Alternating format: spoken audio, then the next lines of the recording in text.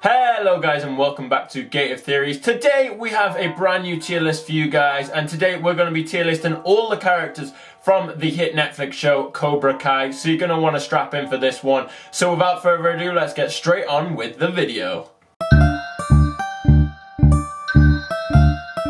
Okay, so here you can see we're on the tier list. I've made a tier list for this. If you want to do this tier list yourself, there'll be a link in the description so you can go and play this one yourself and decide on how you'd rank the characters. So I'll go through with the categories. So at the top, if they are awesome, we're going to call them a badass. So the badass characters will be there. Then we have tournament level characters who are really good characters. We really like them. We want to see more of them in the show. Then we had stepped into the dojo. They're kind of there. They're alright. You know, they're kind of alright characters. Then we have meh characters, which pretty much sums up itself. Meh, obviously. And then please delete this character, Netflix. So the characters we really hate in the show. So without further ado, let's get straight on with this tier list. Okay, so starting off, we have Daniel Larusso. Now, Daniel Larusso as a character obviously kind of connects the whole Karate Kid together. He is the Karate Kid from the Karate Kid movies, and obviously Cobra Kai. He is also Johnny's enemy, but as a character as a whole, I really like Daniel Larusso, but I'm going to say he's tournament level.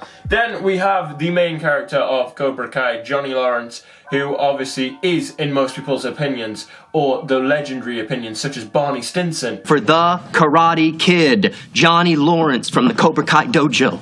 The actual Karate Kid. And Johnny Lawrence, it really drives the show. Obviously the story follows him. We see his ups and downs. We see his battles with Crease. We see him battle with Daniel Larusso. He's a really good character in the show, and for that reason we're going to put him as also tournament level. I don't think he's quite my badass level as my favourite character, but he's up there. Then we have Miguel, who obviously the story is driving behind. He won the All Valley Under 18 tournament. He's a really good character. He's been paralysed. The show have given him a lot. Like, they've made him like badass, they've made him weak, they've made him be from being the bully to become the bully. They've gone through all the story arc, but overall I'd say Miguel is probably tournament level. He's not my favorite character, but he's up there. You know, he's up there. I want to see more of Miguel, but you know. Then we have Amanda Larusso. Amanda Larusso in this series, in the current series, has been really good. She's kind of a grounding character, make sure everything kind of flows along.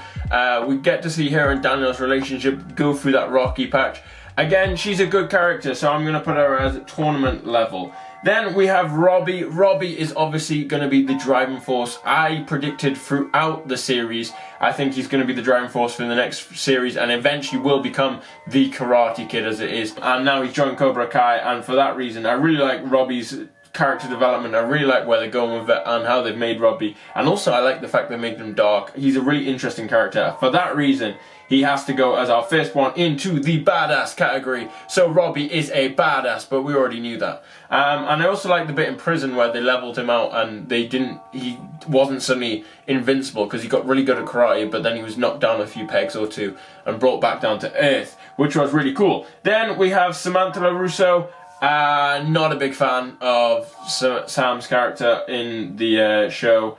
I'm going to put her as meh. I know, please don't hurt me in the comments. I've never connected with the character, if you get what I mean.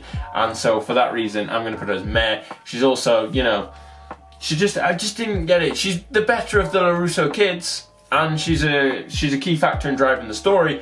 But for me, she's a meh character. But I know for a lot of you, she'll be your favourite. But I'm putting her as meh.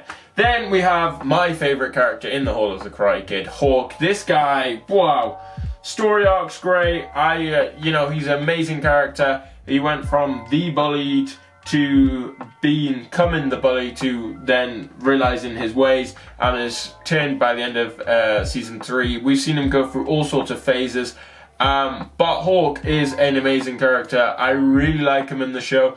And I predict that he will actually win the All Valleys Under 18 tournament. If you want to know why he'll win it, there will be a link in the description to that video or a card up above, so go and check that out. It's really good. But yes, Hawk will win the All Valley Under 18, but for that reason, he's my favourite character. I'm going to have to put him in badass, and what a badass character he is. Okay, then we've got Dimitri. Now, Dimitri has come so far in the series. I mean, brutally got his arm broken. That was a tough watch. He's had it all, he's been everywhere, and then he comes back with that badass side and kicks some people. And honestly, I'd say Dimitri as a character is a badass character. He is one of those characters. He's so funny. He's like a comedian. Keeps the show's comedy. Then he has his weak moments, and then he has his strong moments.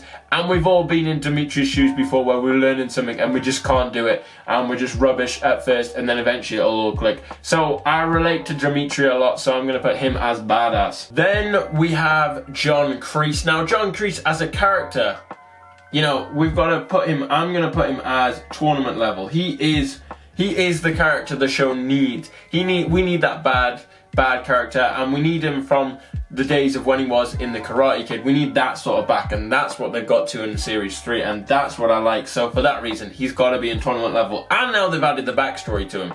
Makes him a more, you know, a more rounded character, and we know why he's doing the things he does. So for that reason, he has to be tournament level. Then we have Aisha, who again was just another character I couldn't connect with, and so I'm going to say meh. I didn't really miss her in Series 3. I don't know if anyone else did, but I think she was alright. She had that nice story arc, but to be honest, I think that once they took her out of the show, she was going to become more forgetful, if you get what I mean. And so for that reason, I'm going to put her as meh. I mean, I wouldn't mind if they brought her back. I think bring her back with a good storyline, then maybe I'd push her up to Stepped in the Dojo tournament level. But at the minute, she is a meh character for me. Then we have the old famous Bert. Bert's kind of just a character who's there for those moments that someone needs to be pointed out as a weakling in the Cobra Kai gym.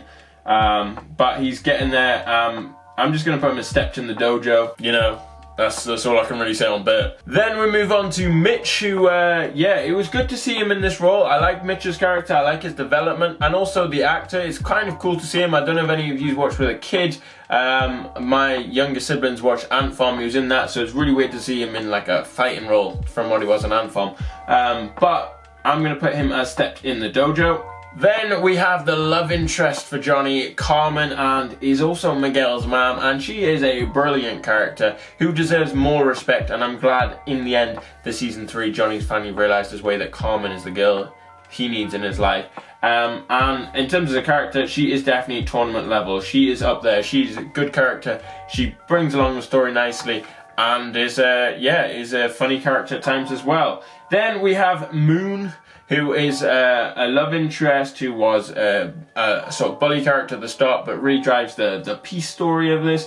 I'm going to say she's tournament level character. I think she's a good character, drives the story nicely, does her bit for it, and yeah, is a good character, and hopefully we'll see more interactions with her in the next season. Maybe even get her in doing some karate. That would be cool. That would be cool. Then we have good old Tory Nichols. Again, if we're going back to like Disney Channel shows, if you were younger, Jessie. Peyton List, who obviously plays Tory Nichols, was what's she called? Emma in the show, and obviously that was like pretty girl sort of thing, and now she's doing this badass karate role, and she does it well. She is a good villain, Peyton List, at this, and the character itself drives the story nicely. That real badass we needed for the show as an enemy, and really sort of drives a lot of people's stories. For that reason, Tory Nichols, you're going in the badass category, and maybe, who knows, maybe she'll be Robbie's girlfriend in the new series, because obviously Miguel and Sam, maybe they're going to get back. It's all up in the air, but Tory Nichols definitely up there as a badass. Then we have Chris, who is he's there, does his job, kind of runs the story, kind of a cool guy. I'm going to put him as Stepped in the Dojo. Then we have Anthony Larusso, who is, to be honest, you can understand where Daniel comes from. If this was your kid, you'd hate it. You'd hate him as a kid. He is like the worst kid to have. And you can understand exactly why Daniel feels like his favourite kid is Sam. Anthony as a kid would be terrible, and as a character, interesting one though. He is an interesting one for the shows he's in. He brings a little bit of that comedy, brings that side, that sort of awkward kid. I'm going to put him as meh though. I'm going to put him as meh. Didn't really connect. There's not really enough episodes from him to really make an impact, but he's there. Then we have the bully from the first series, Kyla, who is back for Series 3 and then joins Cobra Kai and shows he really is actually quite badass at what he does. He's kind of there, kind of not there. Good story force. Glad they brought him back, but for me, he's just going to be a Stepped in the Dojo level. Then we have Yasmin, who is the popular girl as it was in the first series, and really has her life tumbled down since karate has retaken over the valley. She's an interesting character. Good to see her with Dimitri. I think that was a nice storyline, nice plot in there. But for me, again, she's a stepped in the dojo character. Then we have Anush, who's kind of there at the dealership and then obviously leaves kind of for a storyline. But honestly, I hate this character, so please delete this character, Netflix. Anush can be gone. So we'll move on. Then we have good old Louis Larusso, who I'm gonna say is a stepped into the dojo character. He's funny, bits funny, kind of quirky, drives the story, a nice little enemy for both Johnny and Daniel, causes some friction. He's kind of there, so he's stepped in the dojo. Then we have Raymond, who I'm gonna say is meh. I know there's a lot of fans of Raymond, or as he likes to be known as Stingray, but he was kind of there for a series as like filler. I think more than anything, because we don't really see him any other series, and it was a bit weird. But for me, Raymond is a meh sort of character, so I'll put him as meh. Then we have Rosa, who is Miguel's grandma, who is actually really good character, really nice to see. It's nice to have that extra language in the show as well, a bit of Spanish. For that reason, I'm going to put Rosa as at least stepped in the dojo. Then we have the rival for Bert, Nathaniel, and Nathaniel is one of those characters who's there to do that thing. Him and Bert interact quite well. There's some quite funny moments. Nathaniel's, I think, the faces he pulls in the show is quality. For that reason, he is another stepped in the dojo. Then we have Brooks, the bully from the first series, the guy who in one of the very first episodes is the guy in the pool like, where's everyone gone? And the guy that ultimately just kills, basically. Just absolutely goes to town on him with the punches, like left, right, centre. Absolutely destroys him. Yeah, he's a character that was good for Hawk to get over, but other than that, he's a meh character. Then we have Robbie's mom, Shannon. It's good to see her storyline, kind of a background storyline, as you can see why Robbie may be having some issues. I mean, his dad's Johnny, who's kind of just left him there, and then Shannon has all the problems. Kind of good background storyline, so I'm going to put her as stepped in the dojo. Then we have Robbie's friends, Trey and Crease. I'm going to do these individually, but those two are on par. I think Trey has more of an influence and is more useful and funnier in the show. Crease is kind of just there, so I'm going to put Trey as stepped into the dojo and Crease as a meh character. Then we have Kamiko. It was good to see her back in the Karate Kid franchise. More Easter eggs for those fans who love the Karate Kid films and love watching Cobra Kai. And she was a good character in Cobra Kai if you want a Karate Kid fan. So it's really nice to see, really drove the story, and it was good to see her back. In the 4 episodes she came in, very useful. I'm going to put her as stepped into the dojo. Then we have good old Sid, Johnny's stepdad, who is kind of that rich stepdad you kind of expect, who you hate, who you kind of have to borrow money off, but you don't really want to. Sid's kind of there. I'm going to put him as stepped into the dojo as a character. Then we have our man, the money guy, the guy who rents out the Cobra Kai dojo, and yeah, gets him put in a few difficult places. He's quite funny for a guy who is a landlord. So I'm going to put him as meh. He's kind of there in the show, but you wouldn't really miss him if he wasn't there. But when he is there, he does an alright job. Then we have Sean, who I hope they bring back in Series 4. I would find it really interesting once he's out of juvie, if he was in either of the karate things, maybe Cobra Kai with Robbie. It's good for him to be there. I think it'd be really nice for the storyline. I think when we see him in Series 3, he's really good for Robbie's character development, and was really good at driving the story. It knocked Robbie back a few that you can't just think you're invincible, and he was there. And as a whole, he was a really good character. So for that reason, he's gone and stepped in a dojo. And then we have everyone's favourite character from the Karate Kid. We have Ali, who was obviously the love interest of both Johnny and Daniel in the Karate Kid, and is still kind of a love interest in Cobra Kai. And it was good to see her back. And I didn't realise, I had not twigged that she is the actress who plays her in the Karate Kid is obviously the same one in Cobra Kai. I didn't realise it was her who's also playing in The Boys. That was what I was watching like, oh my gosh, it's twigged. But as a whole, the character Ali was good. I think they brought her back in the right way, and I thought that little love interest there, and then giving her to go with Carmen, I'm going to put her as tournament level.